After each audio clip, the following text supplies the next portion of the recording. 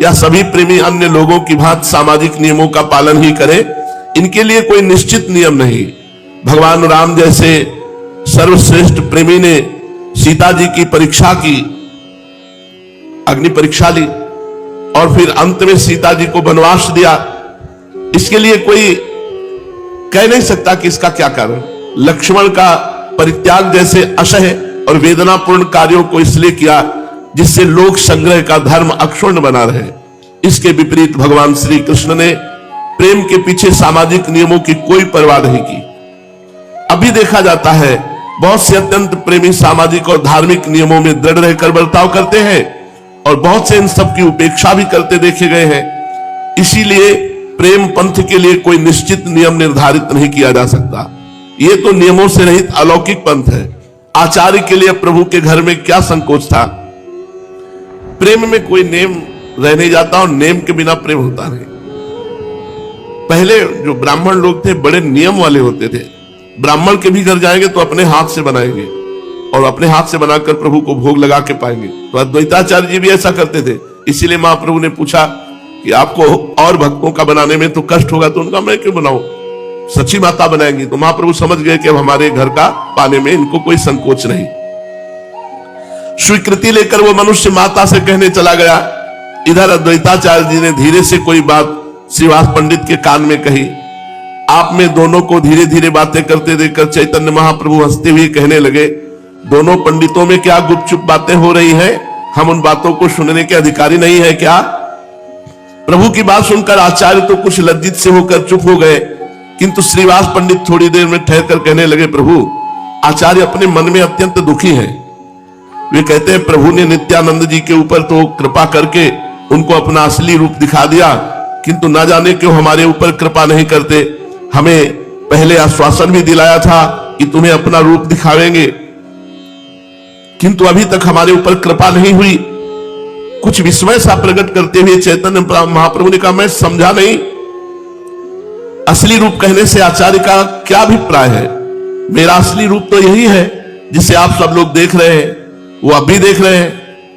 अपनी बात का प्रभु को भिन्न रीत से अर्थ लगाते हुए देखकर श्रीवास पंडित ने कहा, हाँ प्रभु ये ठीक है, आपका असली रूप तो यही है। हम सब भी इसी गौर रूप की श्रद्धा भक्ति के साथ वंदना करते हैं, किंतु आपने आचार्य को अन्य रूप के दर्शनों का आश्वासन दिलाया था, वे उसी आश्वासन का स्मरण मात्र करा रहे हैं। श्रीवास के ऐसे उत्तर से संतुष्ट होकर महाप्रभु कहने लगे, पंडित जी आप तो सब कुछ जानते हैं, मनुष्य की प्रकृति सदा एक सी नहीं रहती, वो कभी कुछ सोचता है कभी कुछ। जब मेरी उन्माद की अवस्था होती है तब उसमें न जाने में क्या क्या बक जाता हूं, उसका स्मरण मुझे स्वयं ही नहीं रहता। मैंने अपनी उन्माद अवस्था में आचार्य से कुछ कह दिया होगा, उसका स्मरण मुझे अब बिल्कुल नहीं है। यह सुनकर कुछ दीनता के भाव से श्रीवास पंडित ने कहा, प्रभु आप हमारी हर समय क्यों वंचना किया करते हैं?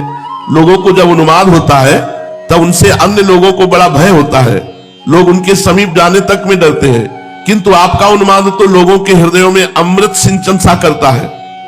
भक्तों को उससे बढ़कर कोई दूसरा आनंद ही प्रतीत नहीं होता। क्या आपको उन्माद सचमुच में उन्माद? यदि ऐसा हो तो फिर भक्तों को इतना अपूर्व आनंद क्यों होता है? आप में सर्व सामर्थ्य है, आप जिस समय जैसा चाहे रूप दिखा सकते हैं। महाप्रभु ने कहा, पंडित जी सचमुच आप विश्वास कीजिए, किसी को कोई रूप दिखाना मेरे बिल्कुल अधीन नहीं है। किस समय कैसा रूप बन जाता है इसका मुझे स्वयं पता नहीं चलता। आप कहते हैं कि आचार्य श्याम सुंदर रूप के दर्शन करना चाहते हैं, ये मेरे हाथ की बात थोड़ी ही है, ये तो उनकी दृढ़ भावना के ऊपर निर्भर करता है। उनकी जैसे रूप में प्रीति होगी उसी भाव के अनुसार उन्हें दर्शन होंगे। यदि उनकी उत्कृष्ट इच्छा है, यदि यथार्थ में वे श्याम सुंदर रूप का ही दर्शन करना चाहते हैं तो आंखें बंद करके ध्यान करें, बहुत संभव है वे अपनी भावना के अनुसार श्याम सुंदर की मनोहर मूर्ति के दर्शन कर सकेंगे।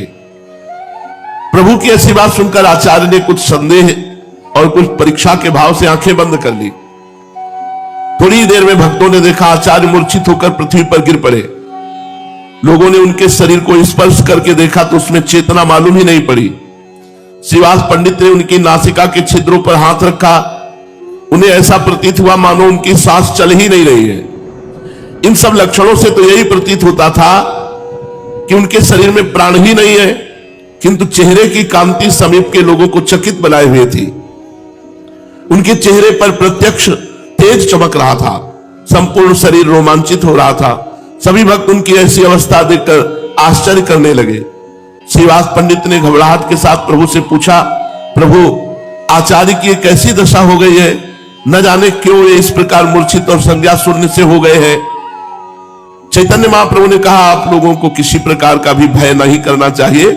मालूम होता है आचार्य को हृदय में अपने इष्ट देव के दर्शन हो गए हैं, उसी के प्रेम में ये मूर्छित हो गए हैं। मुझे तो ऐसा ही अनुमान होता है। गदगद कंठ से श्रीवास पंडित ने कहा, प्रभु, अनुमान और प्रत्यक्ष दोनों ही आपके अधीन है। आचार्य सौभाग्यशाली है, जो इच्छा करते ही उन्हें आपके श्याम सुंदर रूप के दर्शन हो गए। हतभाग्य तो हम ही हैं, जो हमें इस प्रकार का कभी भी सौभाग्य प्राप्त नहीं हुआ। अस्तु अपना अपना भाग्य ही तो है, ना हो हमें किसी और रूप का दर्शन। हमारे लिए तो गौरांग रूप ही यथेष्ट है। अब ऐसा अनुग्रह कीजिए जिससे आचार्य को होश आ जाए। श्रीवास जी की बात सुनकर महाप्रभु ने कहा, आप भी कैसी बात कहते हैं? मैं उन्हें कैसे चेतना कर सकता हूं? वे स्वयं ही चैतन्य होंगे। देखो देखो, आचार्य अब कुछ कुछ आंखें खोलने लगे हैं। प्रभु का इतना कहना था कि आचार्य की मूर्छा धीरे धीरे भंग होने लगी। जब वे स्वस्थ हुए तो श्रीवास पंडित ने पूछा, आचार्य क्या देखा? श्रीवास के पूछने पर गदगद कंठ से आचार्य कहने लगे, ओहो, अद्भुत रूप के दर्शन हुए। वे ही श्याम सुंदर बनवारी, पीत पटधारी, मुरली मनोहर मेरे सामने प्रत्यक्ष प्रकट हुए। मैंने प्रत्यक्ष देखा, स्वयं गौरांग ने ही ऐसा रूप धारण किया, मेरे हृदय में प्रवेश किया और अपनी मंद मंद मुस्कान से मुझे बेसुध सा बना दिया। मेरा मन अपने अधीन नहीं रहा। मैं श्याम सुंदर की उस रूप माधुरी को पान करने में ऐसा तल्लीन हुआ कि अपने आप को ही खो बैठा। थोड़ी देर के पश्चात वो मूर्ति गौरांग रूप धारण करके मेरे सामने आ बैठी। तभी मुझे चेतना हुई। ये कहते कहते आचार्य प्रेम के कारण गदगद कंठ से रुदन करने लगे। उनकी आंखों की कोरों में से ठंडे आंसुओं की दो धारा सी बह रही थी। प्रभु हंसते हुए कुछ बनावटी उपेक्षा के साथ का मालूम पड़ता है आचार्य ने गत रात्रि में जागरण किया है, इसलिए आंखें बंद करते ही नींद आ गई और उसी नींद में इन्होंने स्वप्न में देखा है, उसी स्वप्न की बातें ये कह रहे हैं। महाप्रभु की ऐसी बात सुनकर आचार्य अधीर होकर प्रभु के चरणों में गिर पड़े और गदगद कंठ से कहने लगे, प्रभु मेरी अब अधिक वंचना न कीजिए। अब तो आपके श्री चरणों में विश्वास उत्पन्न हो जाए, ऐसा ही आशीर्वाद दीजिए। प्रभु ने वृद्ध आचार्य को उठाकर गले से लगाया और प्रेम के साथ कहने लगे, आप परम भागवत हैं, आपकी निष्ठा बहुत ऊंची है।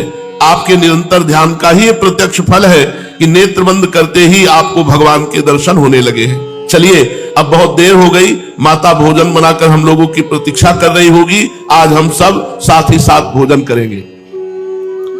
प्रभु की आज्ञा पाकर श्रीवास के सहित आचार्य अद्वैत महाप्रभु के घर चलने को तैयार हो गए। घर पहुंचकर प्रभु ने देखा माता सब सामान बनाकर चौके में बैठी सब लोगों के आने की प्रतीक्षा कर रही है। प्रभु ने जल्दी से हाथ पैर धोकर आचार्य और श्रीवास पंडित के स्वयं पैर धुलाए और उन्हें बैठने को सुंदर आसन दिया। दोनों के बहुत आग्रह करने पर प्रभु भी आचार्य और श्रीवास को बैठालकर बीच में भोजन के लिए बैठ गए। सची माता ने बड़े प्रेम से जो सुंदर सुंदर व्यंजन बनाए थे परोसे, वो सब पहले भगवान को भोग लगाया गया, फिर तुलसी मंजरी पड़ी हुई उन व्यंजनों को सब भक्तों को परोसा गया और चैतन्य महाप्रभु बार बार सब भक्तों को आग्रह करके परोसते। आचार्य अद्वैत को अधिक परोसा गया। प्रेम के वशीभूत होकर सब भक्त पा रहे हैं। कितना सौभाग्य जिस घर में भगवान का भोग लगा हो और 10-5 भक्त बैठ करके पा रहे हो, उनको बड़े प्रेम से पवाया जा रहा हो, भगवान इसी से प्रसन्न होते हैं।